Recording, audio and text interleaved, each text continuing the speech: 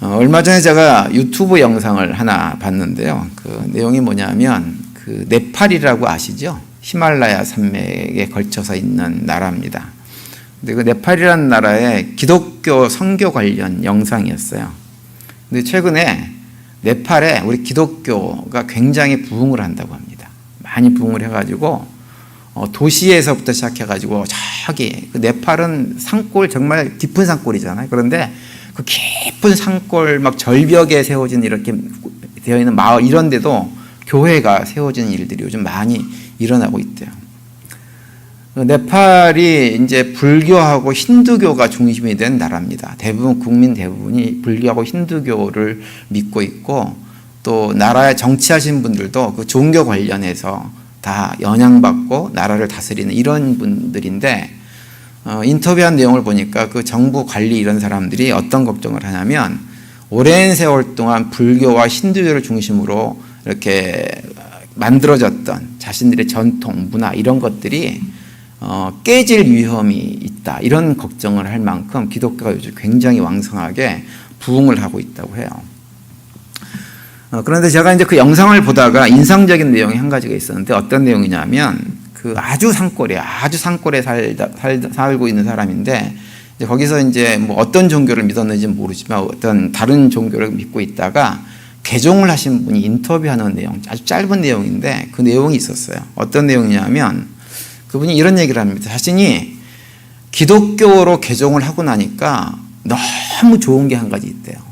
그게 뭐냐 하면 기독교로 개종하기 이전에 다른 종교를 가지고 있을 때는 철마다 이 자신들이 믿는 신에게 제물로 가축을 항상 제물로 바쳐야 됐다고 합니다. 근데 기독교를 딱 믿고 나니까 더 이상 그걸 할 일이 전혀 없어서 너무너무 좋다고 이런 얘기를 하세요. 굉장히 가난한 분이세요, 봐도. 근데 그 가난한 살림에 때마다 제물로 바치고 가축을 이렇게 했다고 하는 것이 굉장히 어려웠을 텐데 예수를 딱 믿고 교회 생활을 하기 시작한 다음부터는 전혀 이렇게 거기에 대한 걱정이나 염려 없이 너무너무 자유롭게 살아가고 있다고 하는 그런 인터뷰하는 내용을 제가 잠깐 봤습니다. 제가 그걸 보면서도 생각한 것이 뭐냐면 우리 하나님은 우리에게 자유를 주시는 분이라고 하는 거예요. 우리를 자유롭게 하시는 분이세요. 우리로 하여금 어떤 제사나 어떤 규정이나 율법이나 이런 걸 통해 가지고 억압하고 거기에 구속시키고 그걸 강요하시는 분이 아니고 우리를 늘 어떻게 대하시냐면 인격적으로 대하십니다. 그리고 인격적인 관계 속에서 서로 사랑하면서 살아가는 그것이 하나님께서 우리에게 원하시는 겁니다. 미국 분들이 자주 쓰는 표현 가운데 God is good all the time. all the time God is good이라고 하는 표현을 쓰잖아요. 그 표현 그대로 하나님은 언제나 정말 좋으신 분이세요. 우리에게 늘 자유를 주시는 분입니다. 그런데 참 이상한 건 뭐냐 하면 사람들이 참 이상합니다. 이상한 성향을 좀 가지고 있어요. 어떤 성향이냐 하면 자신들한테 그렇게 친절하게 대해주고 인격적으로 대해주면 어떻게 하냐면 그렇게 인격적으로 친절하게 대해주는 사람을 만만하게 보고 함부로 대하려는 경향이 굉장히 많이 있어요. 그리고 반대로 힘으로 억누리고 폭력 행사하고 비인격적으로 대하고 막 이러면 오히려 그런 사람들 앞에서 머리 숙입니다. 그리고 그 사람들이 하라는 대로 그대로 따라해요. 그래서 그런 사람들이 강제적으로 재물을 요구하면 재물 갖다 바치고 헌물 갖다 바치라고 하면 헌물 갖다 바치고 요구한 것들을 다 하고 또 그걸 제대로 안 했을 때 막 협박하고 겁주고 막 이러면 거기에 벌벌 떨면서 하라는 요구를 다 들어주려고 애를 씁니다. 사람 참 이상하죠. 그 이단들에 속해 있는 이단 교주들 보면 그런 짓들을 많이 해요. 교인들을 자기네에 속한 그 교인들을 갖다가 겁박하죠. 지옥 간다 막 이러면서 겁박을 해가지고는 욕을 하는데 거기 속한 사람들 보면 말도 안 되는 겁박을 하는데도 거기에 꼼짝 못하고 순종을 합니다. 그런데 참 좋으신 너무너무 좋으신 하나님한테는 그렇게 하지 않는다고 하는 거예요. 우리를 늘 인격적으로 대하시고 사랑으로 대하시고 우리의 필요가 뭐가 없는지를 돌아보시고 그걸 채워주시려고 하고 그렇게 하시는 하나님인데 우리가 하나님을 대할 때 보면 하나님에게 너무 함부로 합니다. 시편 117편에 보면 시편 기자가 하나님의 인자하심을 이렇게 노래합니다. 너희 모든 나라들아 여호와를 찬양하며 너희 모든 백성들아 그를 찬송할지어다. 우리에게 행하신 여호와의 인자하심이 크시고 여호와의 진실하심이 영원함이로다. 할렐루야. 이렇게 노래를 하고 있어요. 이런 노래가 시편에 정말 많이 있습니다. 하나님은 너무 인자하시고 좋으신 분이라고 하는 고백을 시편 기자들이 반복해서 합니다. 그런데 그렇게 인자하시고 그 사랑이 영원하시고 우리에게 친절하게 대하시고 인격적으로 대하시는 그 하나님을 우리는 너무 가볍게 대해요. 그리고 하나님을 너무 쉽게 버려버립니다. 하나님과 어떤 약속을 해도 그 언약을 쉽게 깨버려요. 당장 눈앞에 다가오는 이득을 취하기 위해서 하나님을 좀 포기해야 된다는 상황이 벌어지면 얼마든지 하나님을 포기해버리는 경우도 많이 있습니다. 그 가만 보면 이렇게 하나님은 우리 삶 속에 우선순위를 따지면 항상 보면 가장 마지막에 가 있어요. 하나님이. 그런 취급을 합니다. 예레미야 35장에 보시면 레갑이라는 사람의 후손들에 관한 얘기가 언급이 되어져 있어요. 35장 14절에 보면 이런 말씀이 기록되어 있죠. 레갑의 아들 요나답이 그의 자손에게 포도주를 마시지 말라 한 그 명령은 실행되도다. 그들은 그 선조의 명령을 순종하여 오늘까지 마시지 아니하거늘 내가 너희에게 말하고 끊임없이 말하여도 너희는 내게 순종하지 아니하도다. 이렇게 말씀을 합니다.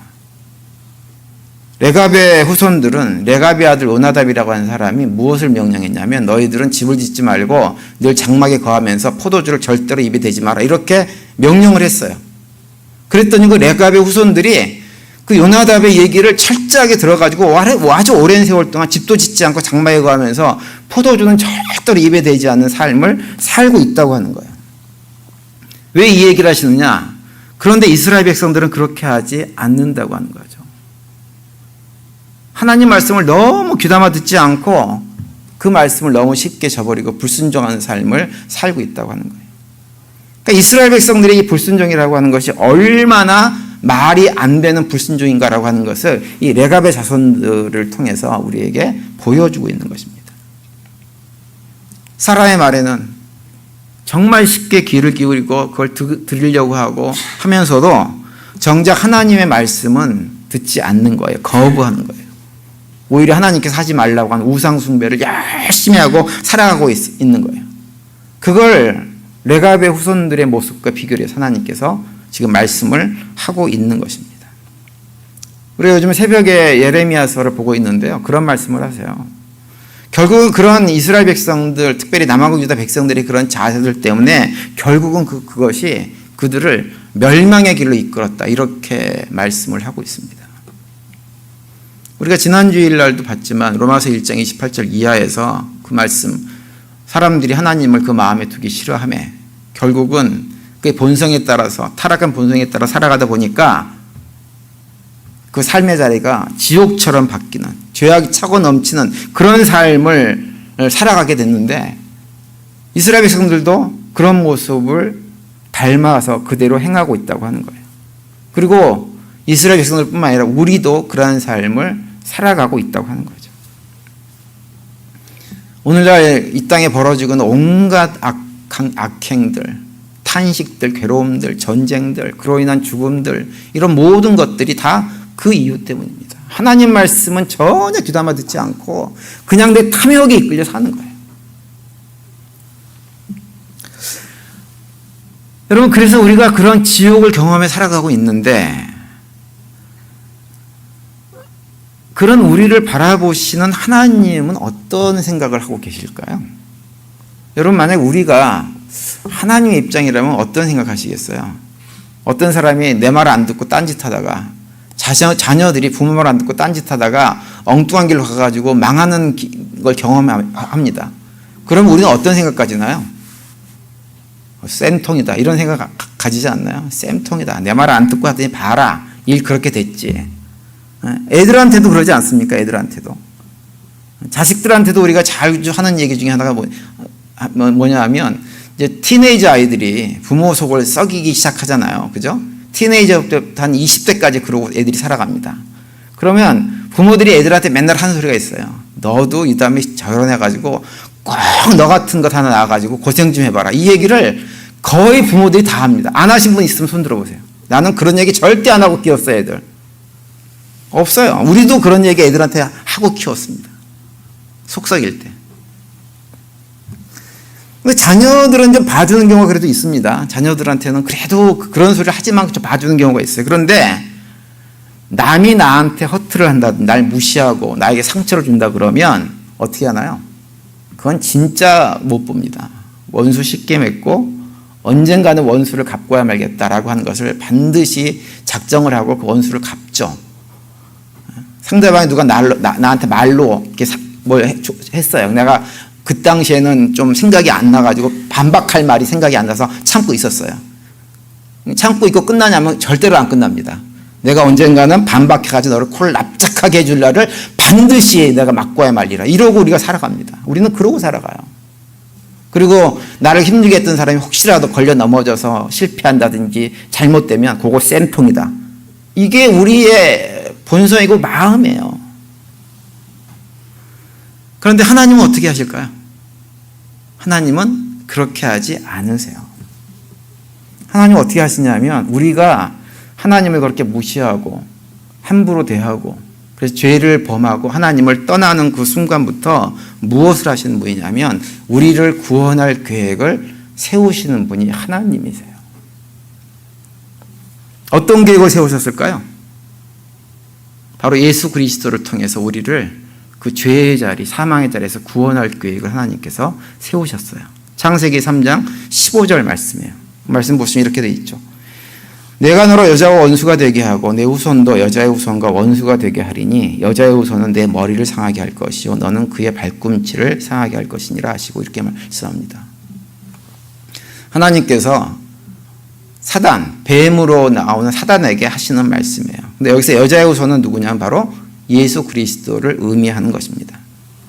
예수 그리스도를 하나님께서 보내셔가지고 아담과 하와를 타락하게 만든 뱀의 후손으로 언급되어지는 사단의 머리를 상하게 해서 그의 머리를 짓눌러서 죽게 만들고 하나님께서 자기 백성인 아담의 후손을 구원해 내겠다고 말씀을 하고 있는 거예요. 그 약속의 말씀이에요. 그래서 흔히 이걸 갖다가 이제 신학자들은 어떻게 얘기하냐면 이게 원시복음이다 이렇게 얘기합니다. 창세기 3장 15절 말씀을. 근데 이 놀라운 건 뭐냐면 하나님께서 이런 결정을 하신 것이 처음 아담과 하와가 범죄하고 타락한 직후였다고 하는 거예요. 범죄하고 타락하자마자 바로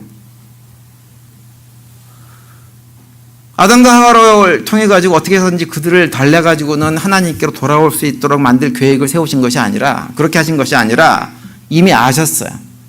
우리 인간은 결코 거기에서 벗어나지 못하는 걸 아셔가지고 예수 그리스도를 보내셔서 예수 그리스도가 우리를 구원할 수 있도록 사단의 세력을 물리치고 타락한 인간을 구원해서 다시 하나님 백성으로 회복시켜 주실 계획을 이미 인간이 타락한 직후에 하나님께서 그 계획을 세우셨다고 하는 것입니다.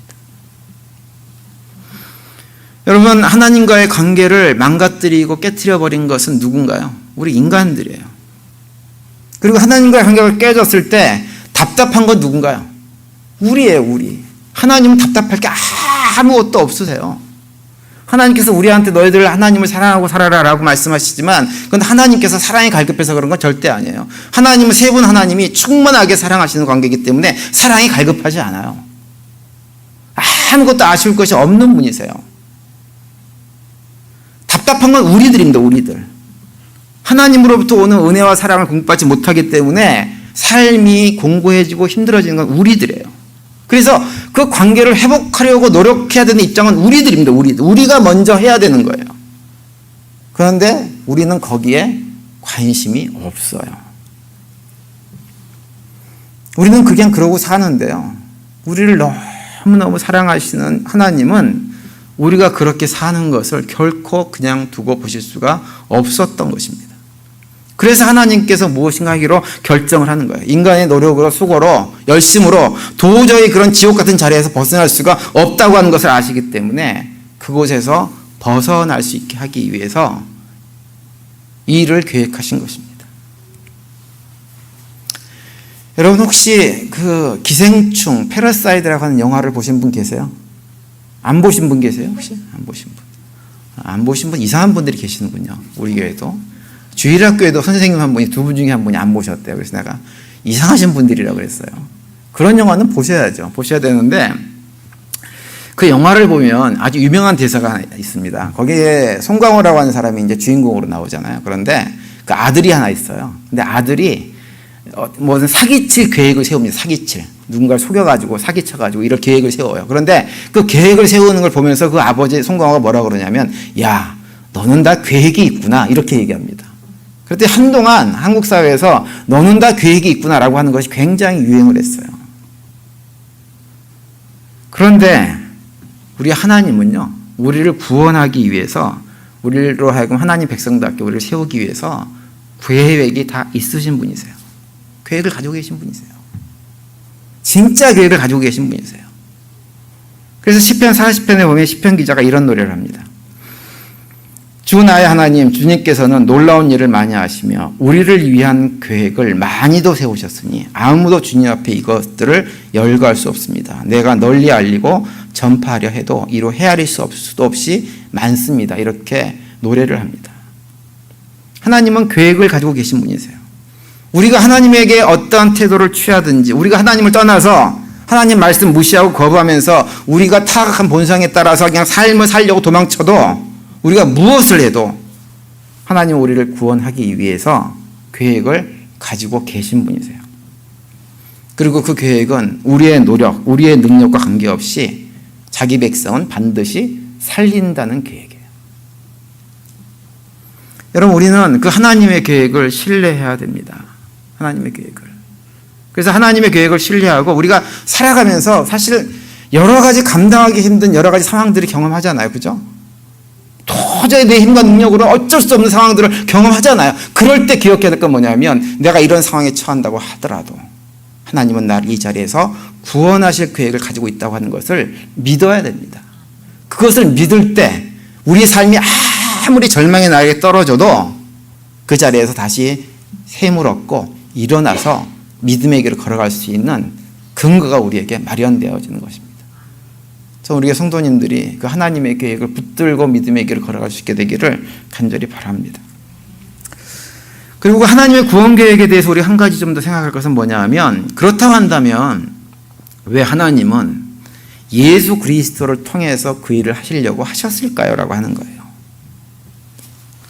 아담과 하와를 속여가지고 죄 가운데 떨어지게 만들고 죄의 종노릇을 하게 만든 사단의 머리를 상하게 하고 결국은 자기 백성을 구원해내기 위해서 예수님을 보내시려고 했던 하나님의 이 계획, 그것이 원시복음에 나타난 이 계획, 왜 하나님께서는 이런 계획을 세우셨을까라고 하는 거죠.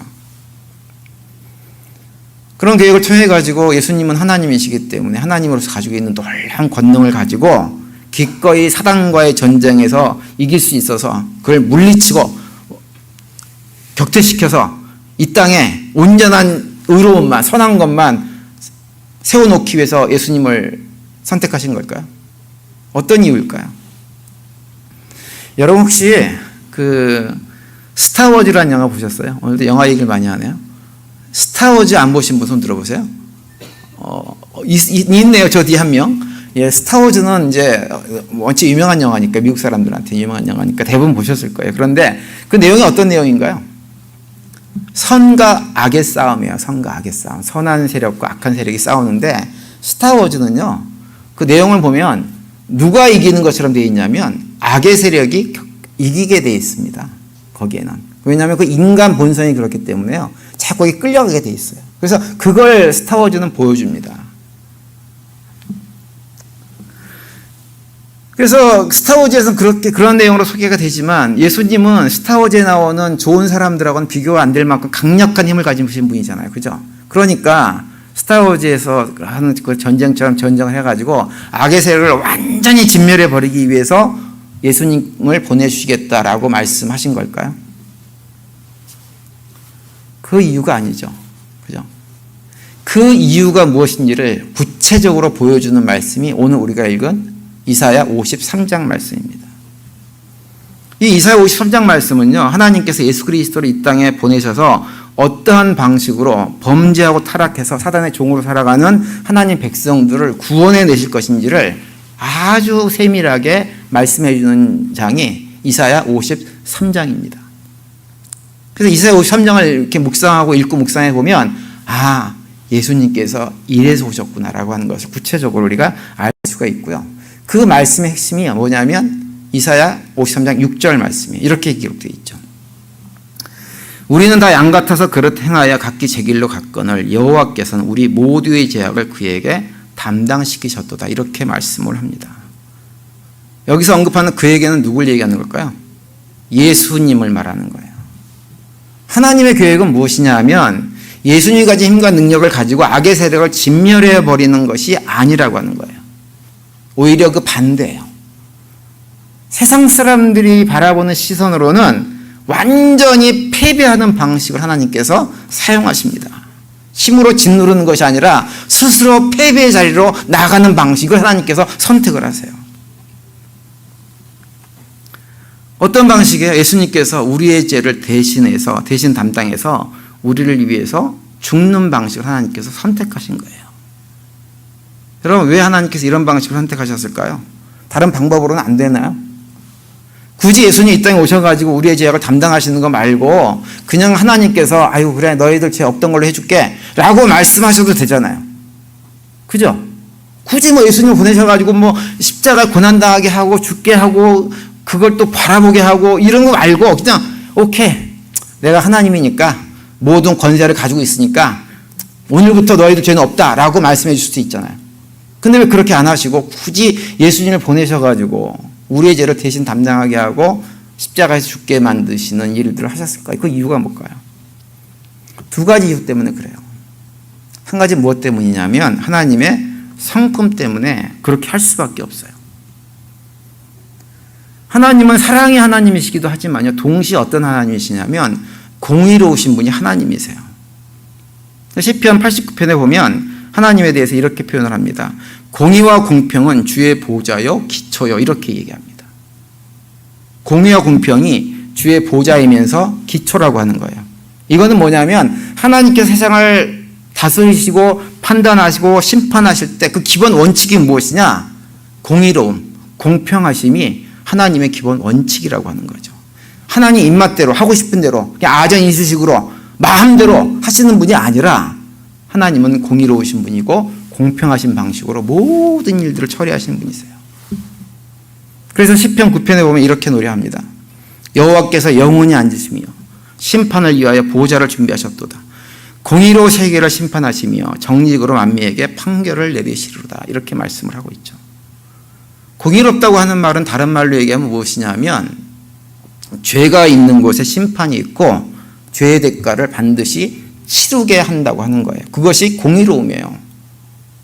그냥 넘어갈 수가 없어요. 죄가 있는 곳에 죄에 대한 심판이 반드시 있어야 돼요. 하나님은 그래서 죄가 없던 것을 그냥 만들 수가 없는 거예요.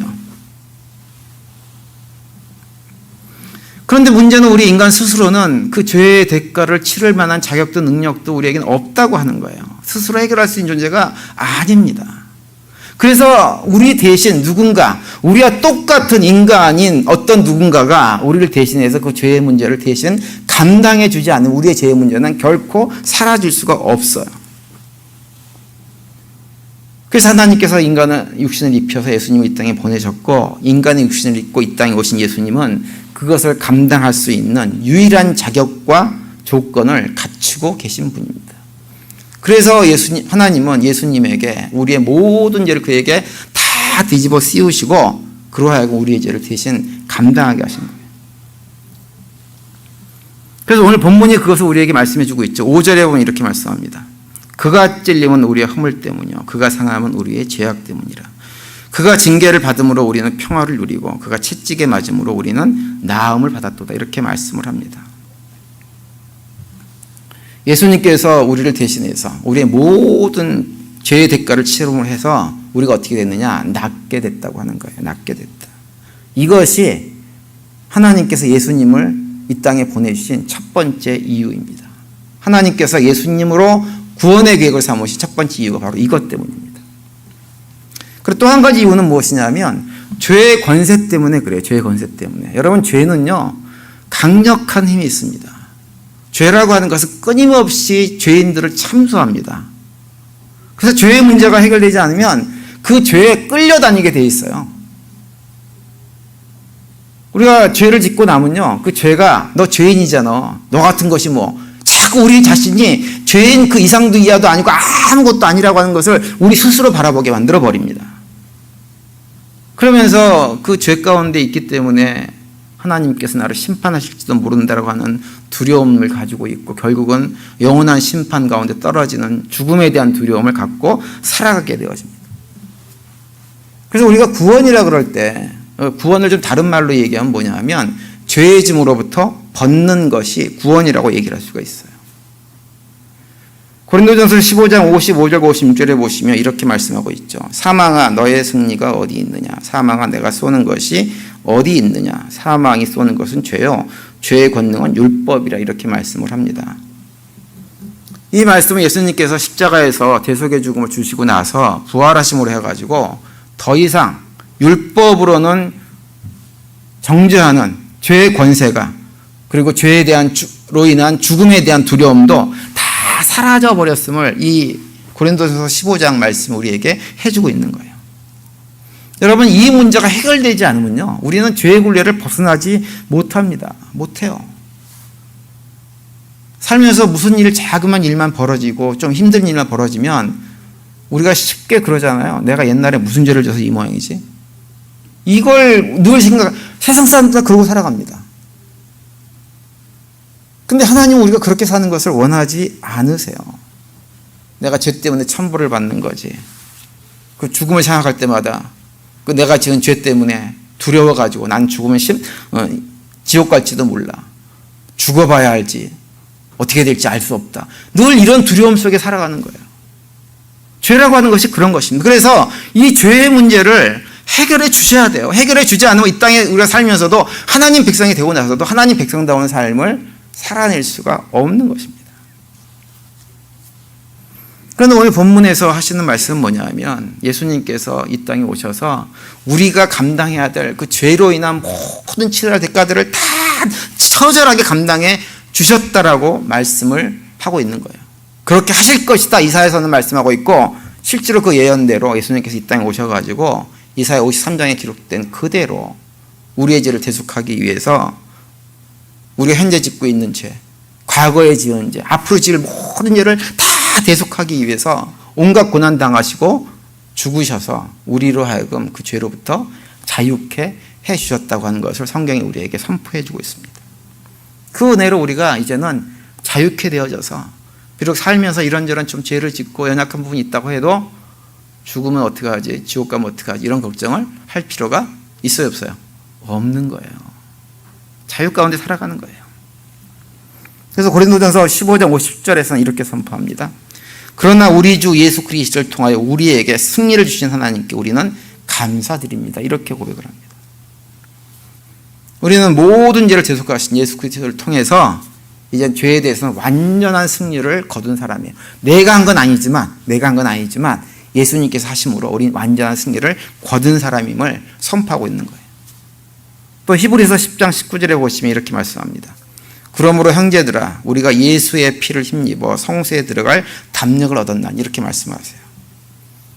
우리의 죄를 대속하신 예수 그리스도의 보혈의 은혜가 이제는 우리 모두가 다 거룩하신 하나님 앞에 담대히 나갈 수 있는 그런 자격을 우리에게 주셨다고 하는 거예요.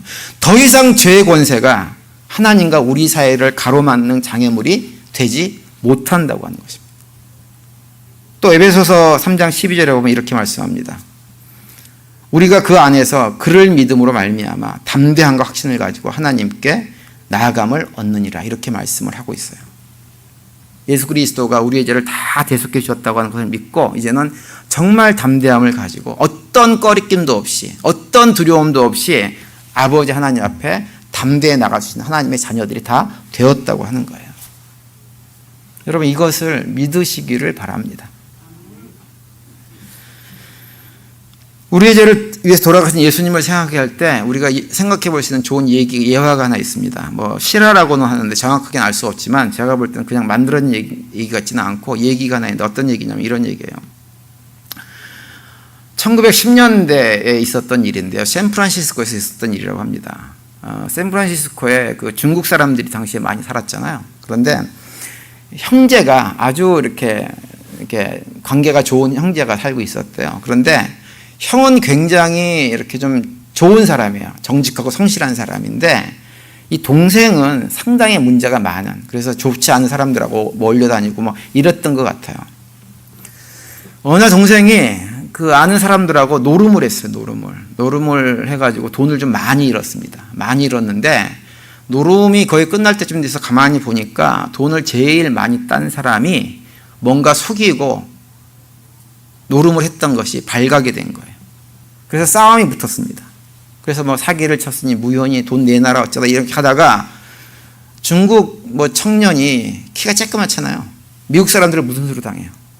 그러니까 몸싸움을 하다가 안 되니까 결국은 품에 품고 있던 총을 꺼내가지고 그 미국 사람을 쏴서 죽여버렸어요. 그래서 그 자리에 있던 노름하던 사람들이 다 도망갔습니다. 이 친구가 정신을 차리고 보니까 피범벅이 돼가지고 자기가 사람을 쏴서 죽인 거예요. 놀래가지고 본인도 놀래가지고 집으로 도망쳤어요. 도망쳐가지고는 일단 옷부터 다 벗어버리고 숨어버렸습니다. 집 어디 구석에. 조금 있다가 형이 집에 왔어요. 집에 와서 이렇게 보니까 거실에 피 묻은 옷이 널브러져 있는 거예요. 순간적으로 형이 그걸 알았어요. 아, 동생이 사고 쳤구나. 그래서 얼른 어떻게 했냐면 동생이 입었던 그 옷을 자기가 바꿔 입었습니다. 바꿔 입고 얼마 되지 않아서 경찰이 그 집에 들이닥쳤어요. 근데 보니까는 그 형이 피 묻은 옷을 입고 있으니까 형을 그 범인으로 알아가지고 체포해 갔습니다. 미국 사람들이 중국 사람들이 생긴 거 형제들 생겼으면 똑같이 생겼잖아요. 그죠? 알아보지 못해가지고 결국 형이 재판을 받고 사형을 언도를 받아서 사형 집행을 당했어요. 그러고 나서 얼마 있다가 동생이 형이 자기 때문에 죽은 것이 너무 마음이 아파가지고 결국은 자수를 했습니다. 사람 죽인 것은 형이 아니라 바로 접니다. 제가 그 사람을 죽였습니다라고 자백을 했다고 하는 거예요. 그런데 법정에서 진짜 범인이 나타났는데도 불구하고 처벌을 못했다고 합니다. 왜냐하면 이미 그 똑같은 죄로 한 사람이 벌을 받아서 사형을 받았기 때문에 그 동생한테는 죄를 물을 수가 없었다고 하는 거예요. 여러분, 예수님께서 우리를 위해서 행하신 것이 바로 이와 같은 것입니다. 우리는 무슨 죄를 지어도 이제는 거기에 대해서 두려움을 갖고 걱정할 필요가 없어요. 없는 존재가 되었어요. 그렇게 만들어 주셨어요. 여러분, 우리가 이 땅에 살면서 사실은 큰 죄를 짓지는 않죠. 뭐 살인하고 이런 건 하지 않습니다. 그런데 우리의 문제는 뭐냐면 항상 하나님을 너무 가볍게 생각한다고 하는 거예요. 무시한다고 하는 거예요. 늘 우선순위에서 뒤로 제껴놓고 내 중요한 일만 하면서 내가 하나님을 섬기는 사람인지 세상을 섬기는 사람인지 알지 못하는 삶을 살아간다고 하는 거예요. 이걸 우리는 부인하지 못합니다. 마땅히 해야 될 믿음의 삶의 모습을 살지 않는 경우가 너무나 많이 있어요. 그래서 우리는 그런 생각을 할 수 있어요. 난 천벌을 받아도 싸다. 이런 생각을 할 수 있습니다. 그런데 분명한 것은 내가 당해야 될 그런 모든 것들을 성경은 뭐라고 말씀하시냐? 예수님께서 다 감당하셨다. 다. 우리의 모든 죄를 다 감당하셨으니 이제는 거기에 대해서 더 이상 고민하지 말라라고 말씀을 합니다.